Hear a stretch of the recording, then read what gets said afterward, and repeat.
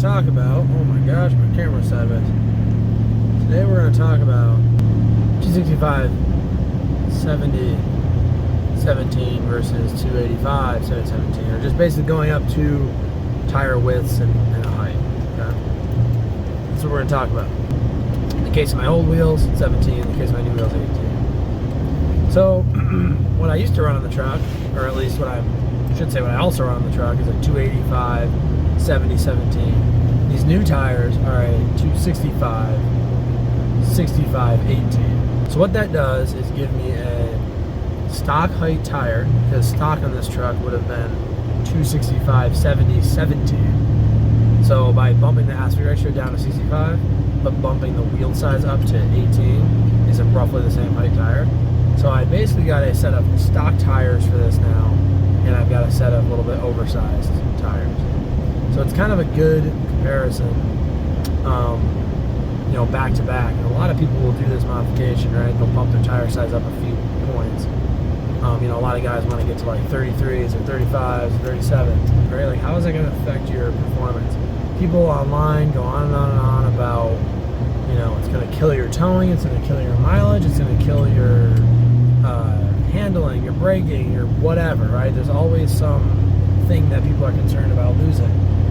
And I will say, they are all correct that a taller tire will do all of those things to some degree, right? So anytime you go up in tire size, you reduce your braking ability slightly because you have increased the lever arm rotating around your axle the taller the tire gets, so your brakes have to work harder.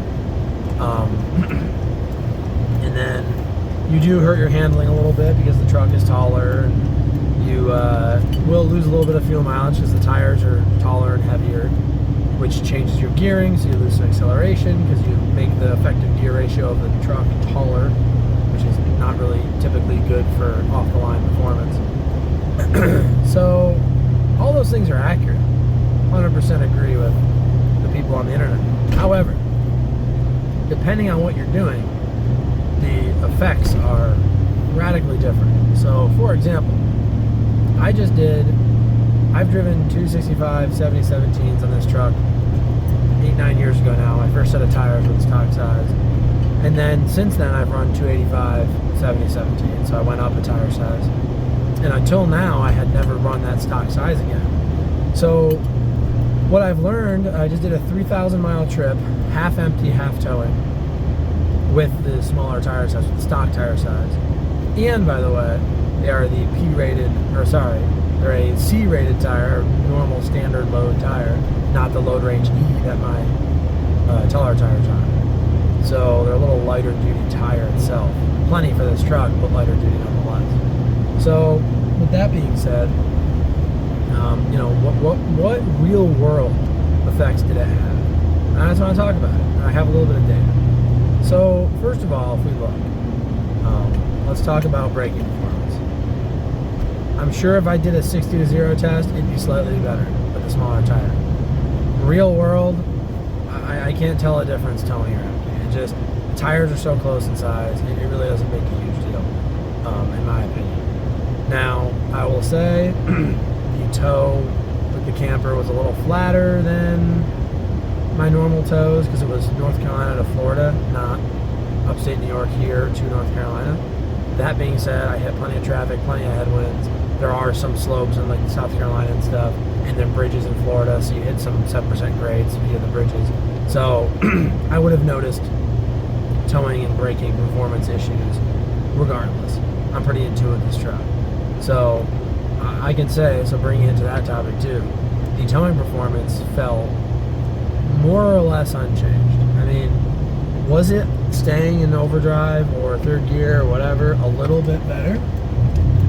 I could maybe make that argument, but if somebody magically swapped the tires mid-tow, I don't know that I would notice much of a difference, to be honest with you. I mean, I think if it made a difference, it was single-digit percentage points of a difference, not more than that. So take that information for what it's worth. I didn't notice a huge difference.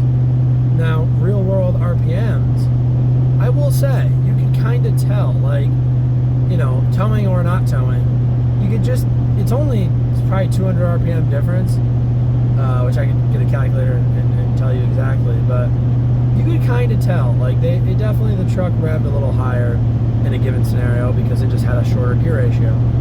I don't think it was too high. If anything, it was kind of nice because it empty, it kept it in overdrive even more. But kind of neither here nor there. And that gets us to like towing stability, just kind of empty stability. Now this part I will say I thought was interesting. The Load Range E tires, despite having a taller sidewall being on a 17-inch wheel, do seem to have a fair bit more like pogo stick effect, or reduction of the pogo stick effect, right? When you hit a big bump with a trailer and the whole ass end of the truck is bouncing around.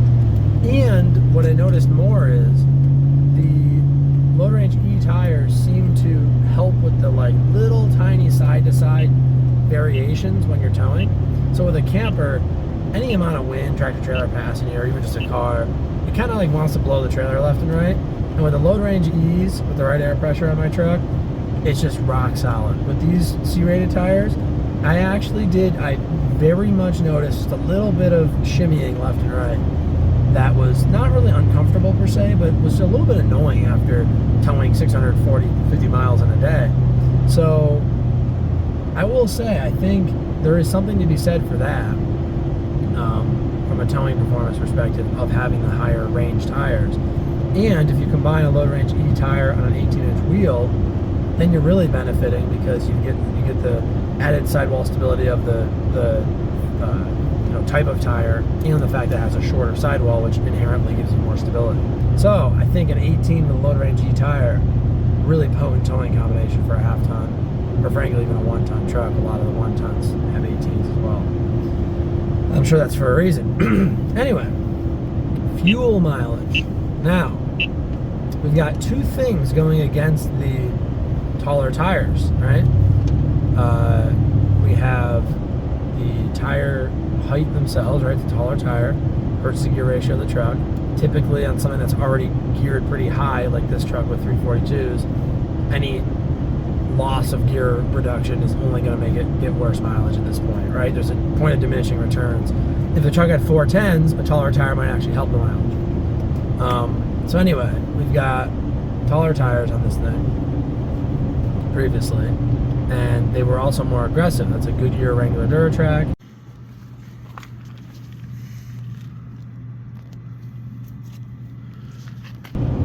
And the tires that are on it now, the shorter tires, are the Goodyear like Wrangler HT or something like that. They're just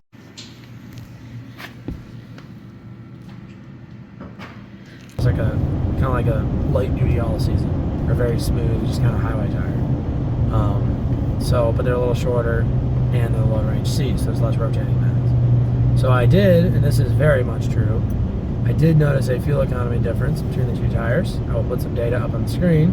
I don't have a ton of data because I've only driven these for 3,000 miles, but I've done this similar trip multiple times, and I will say, towing, it was maybe half a mile per gallon better. This truck just kind of gets what it gets towing, I've found.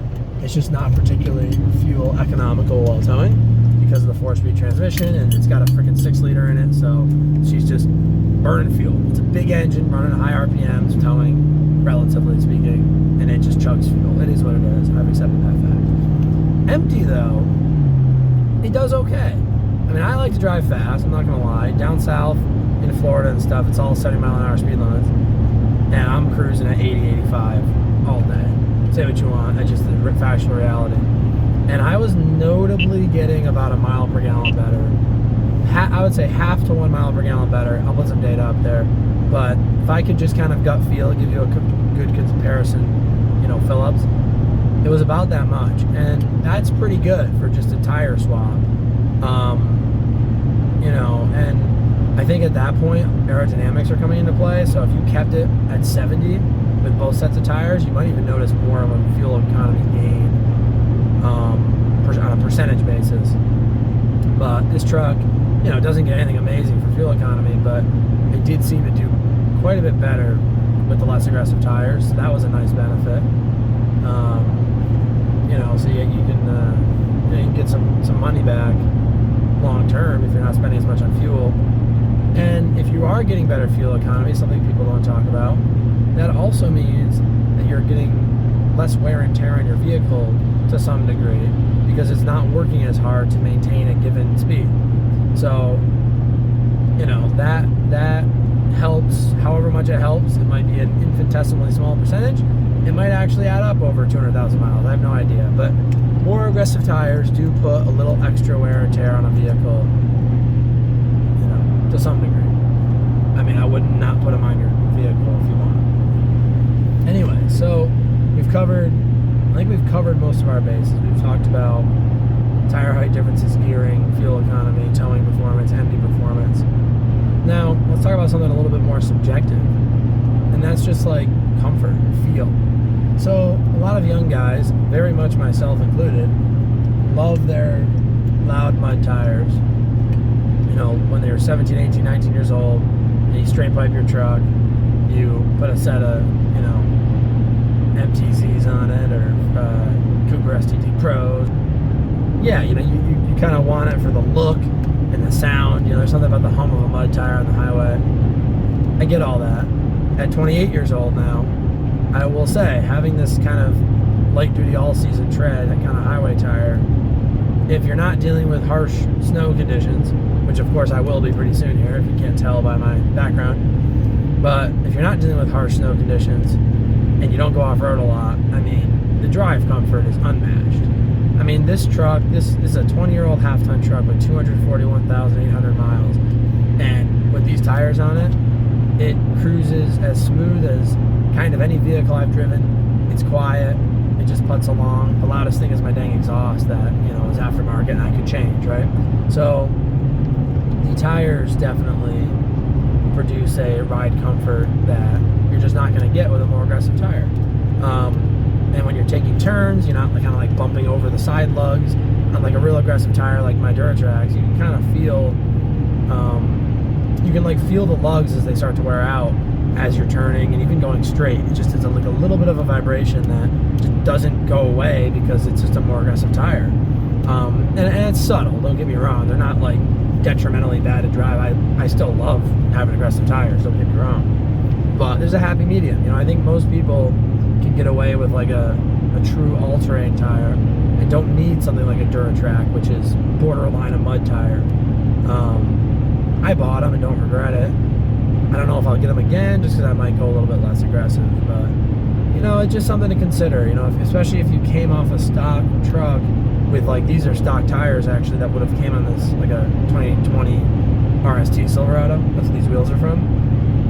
And if you're coming from a stock vehicle like that, you know, just consider the fact that you're gonna, you know, don't culture shock yourself a little bit if you decide to put more aggressive tires on it, and you know, you weren't quite mentally prepared for that. I hope this video is helpful. A lot of people talk about this kind of stuff and don't provide any data. I'm not providing a ton of data, but I at least have a little bit to show you, which is, you know, I think is helpful. And I do have a ton of miles and experience with this truck, so it kind of gives me a little bit of, I guess, I don't want to say credibility, but I feel confident that I can give you an honest opinion, you know, from experience with this vehicle. And that's the other thing. One last thing I'll mention. If you've got so this is a 6-liter LQ9 swapped 05 half-ton Silverado with built transmission and mostly stock other than those two things. But it's a very it is like a unique truck at this point, right? That being said, all this stuff I'm saying would apply to the old engine too. But if you have like a modern, you know, 6.2 V8 10-speed, or you got a diesel truck or something like that, take all this with a grain of salt, because although it is all still in concept true, if you've got a 900,000, you know, whatever, 900 or 1,000 foot-pound of torque diesel truck, these tire sizes, I mean, are probably irrelevantly different. You'd have to jump 4 inches of tire height to really truly notice something, you know, unless you're towing 30,000 pounds, maybe then you would notice it. So, you know, there's just different scenarios that certain types of users are going to recognize subtle changes more or less. On this truck, I'm going to notice subtle changes pretty often because it's just less gears, less powerful, and geared high. If you're on that big powerful diesel with a 10-speed, it's probably going to make almost no difference. So just keep that last thing in mind too. But anyway, as always, thanks for watching. God bless America, and I'll see you next one.